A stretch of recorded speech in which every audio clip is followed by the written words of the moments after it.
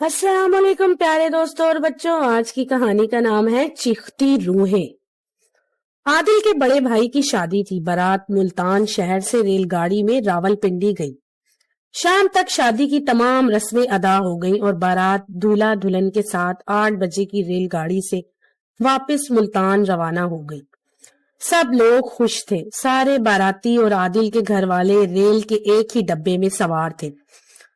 کچھ نوجوان لڑکے دروازے میں کھڑے باہر کا نظارہ کر رہے تھے، حالانکہ باہر اندھیرا تھا۔ 2-3 گھنٹے بعد کچھ لوگ سو گئے اور کچھ جاگتے رہے۔ گرمیوں کا موسم تھا۔ عادل 2-3 دوستوں کے ساتھ دروازے میں کھڑا ٹھنڈی ہوا سے لطف اندوز ہو رہا تھا۔ اتفاق سے جب ریل گاڑی میاں چنو اور خانے وال کے درمیان پہنچی تو اس کی رفتار کم ہونے لگی اور پھر ایک جگہ ٹرین رک گئی۔ یہ ایک ویران جگہ تھی۔ ریلوے پٹری کے دونوں جانب گھنے درختوں اور جھاڑیوں کے سلسلے تھے۔ انجن کی آواز بھی بند ہو گئی تھی۔ پہلے تو لوگ سمجھے کہ اگلے اسٹیشن کا سگنل ڈاؤن نہیں ہوا، اس لیے حسب قاعدہ ریل گاڑی کو روک دیا گیا ہے۔ لیکن کچھ دیر بعد جب لوگوں نے ٹرین سے اتر کر آگے کی طرف دیکھا تو وہاں نہ کوئی سگنل کے کھمبے تھے اور نہ اگلے اسٹیشن کی روشنیاں نظر آئیں۔ کچھ مسافروں نے ٹرین کے انجن کے پاس جا کر ڈرائیور سے پوچھ گچھ کی۔ ٹرین کا گارڈ بھی وہاں موجود تھا۔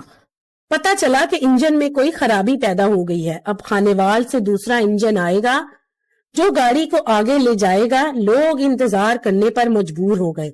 کچھ مسافر گرمی کی وجہ سے دوسری خالی پٹری پر بیٹھ گئے۔ ان میں عادل اور اس کا دوست نادر بھی تھا۔ نصف گھنٹہ گزر گیا لیکن خانے وال سے دوسرا انجن نہ آیا۔ لوگوں نے دوبارہ گارڈ کو گھیر لیا۔ جناب، خانے وال سے دوسرا انجن اب تک نہیں آیا، کیا وجہ ہے؟ ایک مسافر نے گارڈ سے پوچھا۔ بھائی، میں نے خانے وال اسٹیشن پر فون کر دیا ہے، انجن وہاں سے چل پڑا ہوگا۔ گارڈ نے بتایا۔ کمال ہے، 1 گھنٹہ گزر چکا ہے جبکہ خانے وال کا اسٹیشن کا فاصلہ 15-20 منٹ سے زیادہ نہیں ہے۔ مسافر نے کہا۔ لگتا ہے انجن خانے وال سے نہیں کراچی سے آ رہا ہے، دوسرے مسافر نے ہنس کر کہا تو دوسرے لوگ بھی ہنسنے لگے۔ چند منٹ بعد عادل نے نادر سے کہا، میں ذرا حاجت کے لیے جا رہا ہوں۔ ذرا نہیں، پورے جاؤ، انجن آنے میں کافی دیر ہے۔ نادر نے ہنس کر کہا، چلو میں بھی چلتا ہوں۔ نہیں یار، پہلے میں جاتا ہوں، انجن آ جائے تو مجھے آواز دے دینا۔ عادل نے تیزی سے کہا، کیا تم بہرے ہو جو تمہیں انجن کا شور نہیں سنائی دے گا، یا تم 1-2 میل دور جاؤ گے؟ نادر نے ہنس کر کہا، اچھا آؤ، ان درختوں کی جانب کھیت ہے، کئی اور مسافر بھی ادھر گئے ہیں۔ عادل نے مسکرا کر کہا۔ نادر اٹھا اور عادل کے ساتھ پٹری کے قریب واقع درختوں کی طرف بڑھ گیا۔ درختوں میں سے گزر کر وہ دوسری جانب پہنچے تو اس طرف چند قدم کے فاصلوں پر کھیت کے سلسلے تھے۔ نیم تاریکی میں 2 اور مسافر بھی کھیت کے کنارے رفع حاجت کر کے واپس آ رہے تھے۔ عادل اور نادر آگے بڑھے۔ کھیتوں کے قریب پہنچ کر وہ ایک دوسرے سے 15-16 قدم کے فاصلے پر بیٹھ گئے۔ رفع حاجت کے دوران عادل سوچ رہا تھا، اگر خانے وال سے انجن نہ آیا تو بارات کیسے ملتان جائے گی؟ کیا انہیں پوری رات ٹرین میں گزارنا ہوگی؟ اس نے نادر کی طرف دیکھا کہ ٹرین کی طرف جا چکا تھا۔ عادل بھی اٹھا اور واپس جانے کے لیے مڑا، مگر اسی لمحے بائیں جانب سے کسی عورت نے اسے مخاطب کیا۔ عادل نے چونک کر اس کی طرف دیکھا تو وہاں ایک ادھیڑ عمر عورت چند قدم کے فاصلے پر کھڑی تھی۔ اس کے قریب ہی ایک بڑی سی ٹوکری رکھی ہوئی تھی۔ اس عورت نے عادل کو متوجہ پا کر کہا، ذرا بات سننا بیٹا۔ عادل پہلے تو جھچکا، مگر عورت نے اسے بڑے پیار سے بیٹا کہا تھا، اس لیے اس کا بات سننا بد اخلاقی تھی۔ عادل بہت خوش اخلاق تھا اور خاندان میں اس کے حسن اخلاق کی مثالیں دی جاتی تھی۔ وہ آگے بڑھا اور اس خاتون کے قریب جا پہنچا۔ عورت کی ٹوکری سے آموں کی خوشبو آ رہی تھی۔ جی فرمائیے، عادل نے مؤدبانہ لہجے میں عورت سے کہا، جو لباس سے دیہاتی معلوم ہوتی تھی۔ بیٹا ذرا میری مدد کرو، مجھے ان کھیتوں سے دوسری طرف جانا ہے، ادھر میرا گھر ہے۔ عورت نے کہا، یہ ٹوکری وزنی ہے، کہیں اندھیرے میں مجھے ٹھوکر لگی تو میرے سارے آم بکھر جائیں گے، تم ذرا ٹوکری کھیتوں کے پار پہنچا تو دو، لیکن انجن آنے والا ہے اور مجھے گاڑی میں سوار ہونا ہے۔ عادل نے کہا، اتنی جلدی انجن نہیں آتا، اگر آ بھی گیا تو تم چلے جانا، عورت نے ہنس کر کہا۔ نوجوان ہو، 100-150 قدم کا فاصلہ تو تم چٹکی بجانے میں طے کر لو گے، انجن کی آواز تو 1 میل سے بھی سنائی دیتی ہے۔ عورت نے کی دلیل سن کر عادل نے سوچا کہ وہ ٹھیک کہہ رہی ہے، انجن ابھی 1 میل دور ہوگا کہ اس کی آواز سنائی دے گی۔ چنانچہ اس نے ٹوکری اٹھائی، ٹوکری زیادہ وزنی نہ تھی، اس نے ٹوکری کاندھے پر رکھی اور عورت کے پیچھے چل پڑا۔ عورت 2 کھیتوں کے درمیان چلنے لگی، راستہ 2 فٹ سے زیادہ کشادہ نہ تھا، کھیتوں میں قدم عام فصل اگی ہوئی تھی۔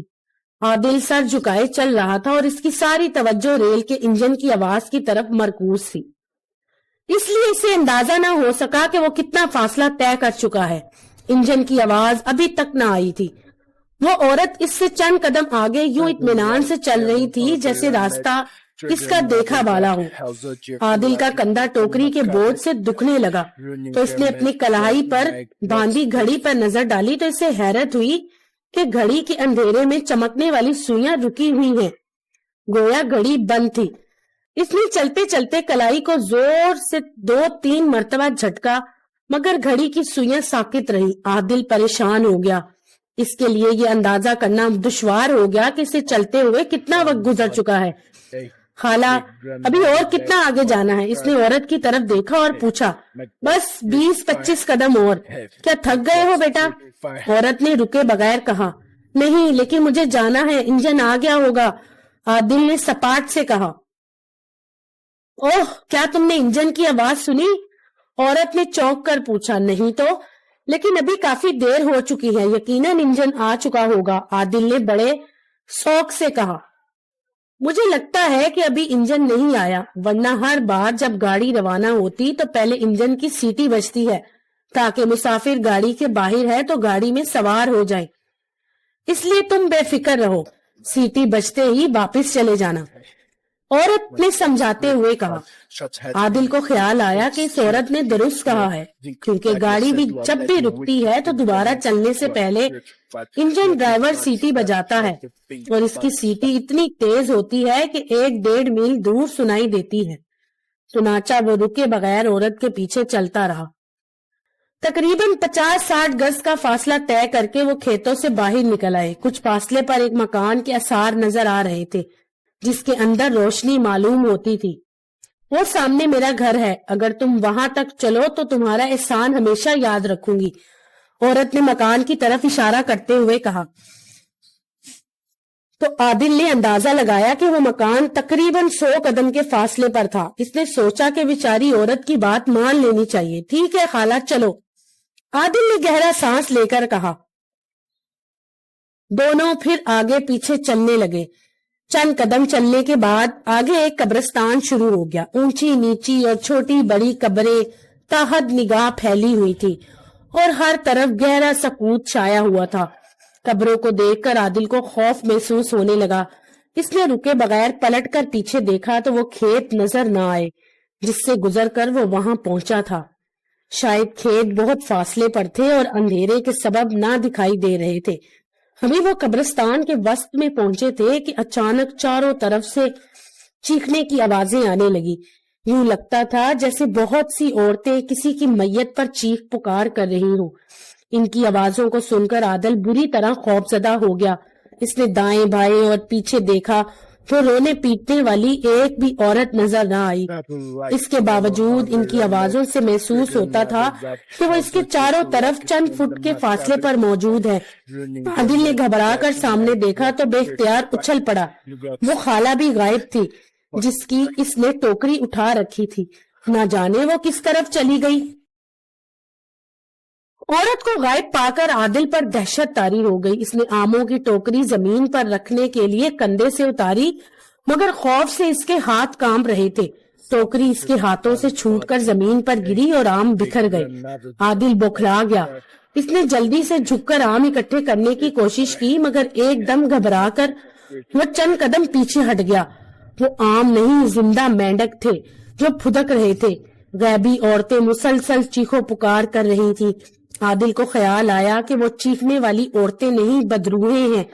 یہ خیال آتے ہی خوف سے اس کے اوستان و خطا ہو گئے اور وہ ایک دم پلٹ کر واپس بھاگنے لگا۔ چیختی بدروحوں کا شور تیز ہونے لگا، یوں لگتا تھا جیسے وہ اس کے پیچھے بھاگ رہی ہوں۔ عادل کے خوف سے قدم ڈگمگانے لگے اور وہ لڑکھڑانے لگا، مگر اسی لمحے بدروحیں ایک دم خاموش ہو گئی۔ عادل مزید چند قدم دوڑنے کے بعد بے حال ہو کر گر پڑا اور ہانپنے لگا۔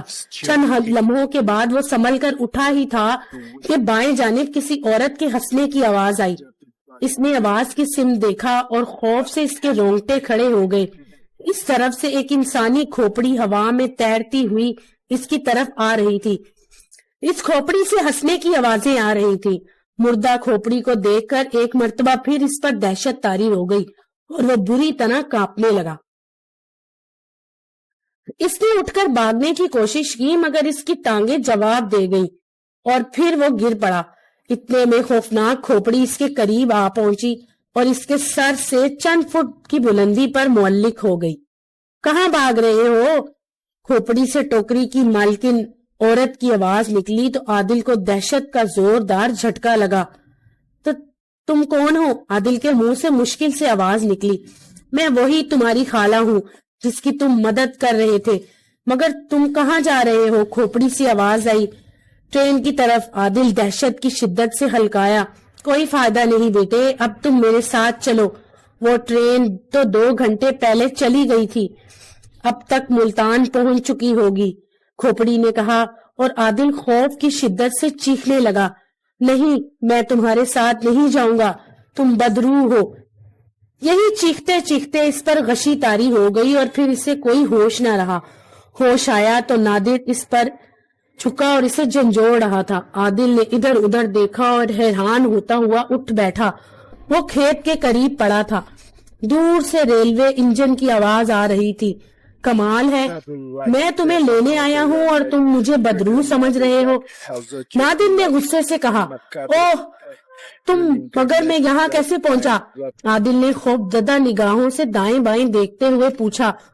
تمہیں ادھر کافی دیر ہو گئی تھی، میں تمہارا پتہ کرنے آیا تو تم مزے سے سو رہے تھے، نادر نے کہا۔ اب چلو، انجن آ رہا ہے، انجن لگتے ہی گاڑی چل پڑے گی۔ عادل اس کے ساتھ ٹرین کی طرف چل دیا، لیکن وہ سوچ رہا تھا کہ کھوپڑی اور چیختی روحیں کہاں گئی۔ تو دوستو، اگر آپ کو یہ کہانی پسند آئی تو میرے چینل کو لائک اور سبسکرائب ضرور کیجیے گا۔